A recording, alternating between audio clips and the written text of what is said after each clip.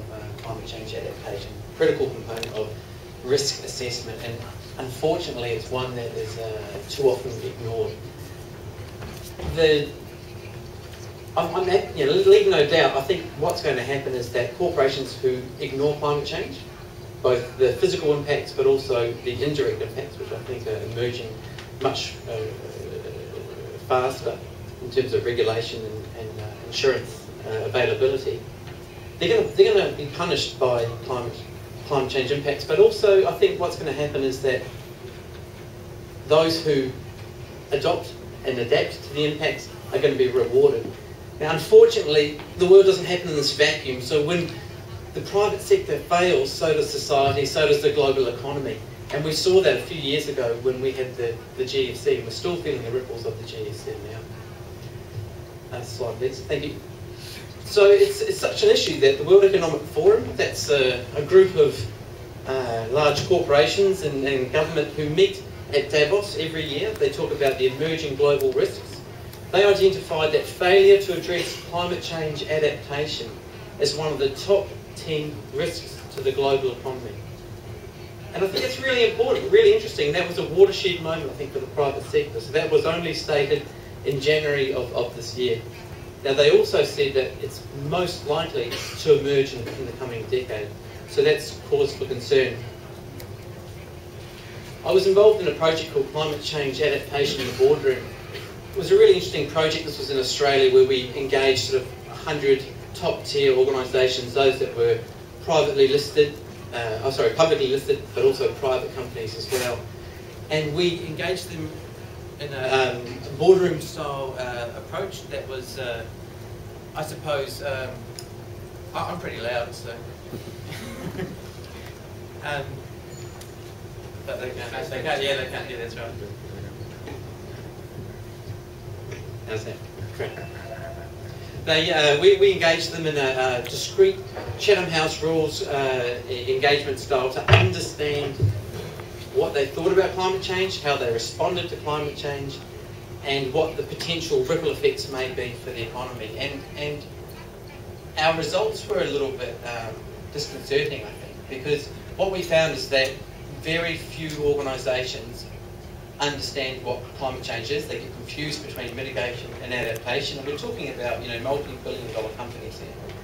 And we also saw that climate change was often caught up in the green agenda, which, in terms of dealing with impacts, has nothing to do with the green agenda. We found, ironically, that the largest emitters, so that's those who dig holes in the ground and draw out the resources, coal and make steel, are probably some of the best at doing climate change adaptation. More often than not, because they work in remote locations that have lots of extreme weather.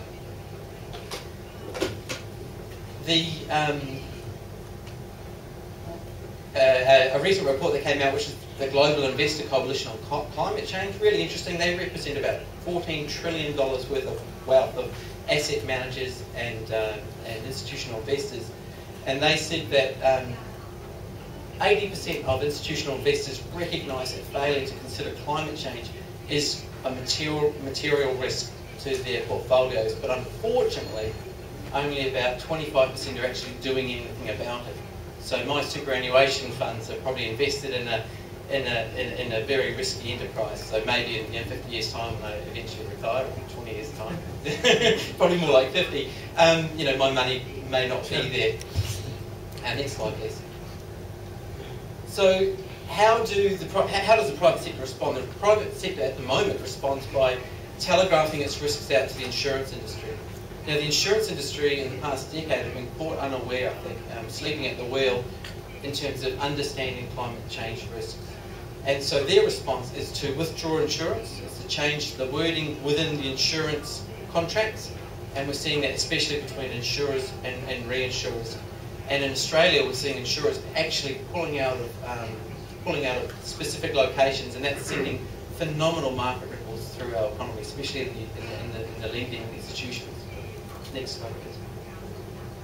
Now, we would all assume that the insurance industry is across climate change, but some recent research that was undertaken in the US by the National Association of Insurance Commissioners, they're the ones who are the regulatory bodies, they said that 13% of insurers in the US consider climate change adaptation in their portfolio of risks, but also in their capital investment. And I think that's very, very alarming. So, you know, as I said earlier, we telegraph our risks to the insurance industry, and the insurance industry aren't even factoring climate change in the quantification of their risks. And I'm concerned about an emerging sort of a global financial crisis, part 2. Next slide, please. This is just a slide to show that there's a shift in terms of catastrophe bonds. Okay, thank you. Actually, next slide, please. I'll leave that one. I might just end there. So, this is one of my favourite slides. This is in a place called Galveston in Texas. And this family here were hit by Hurricane Rita. And their house was destroyed. And so when they rebuilt, they said that they wanted to stay, you know, in this location. They grew up there all their lives. And so what they did is they said to their developers, they said to their architects, they said to the engineers, we don't care about the cost. Design us a building that can withstand a Category 5 hurricane. Hurricane Ike came a couple of years later and it entirely wiped out their neighbourhood. But as you can see with this house here, that there are some elements of climate change adaptation, you know, design thresholds, for example, planning responses, that shows that we can be resilient to the impacts of extreme weather. They have no neighbours, you know, there's no community, but they have a home. That's right. Great, thank you.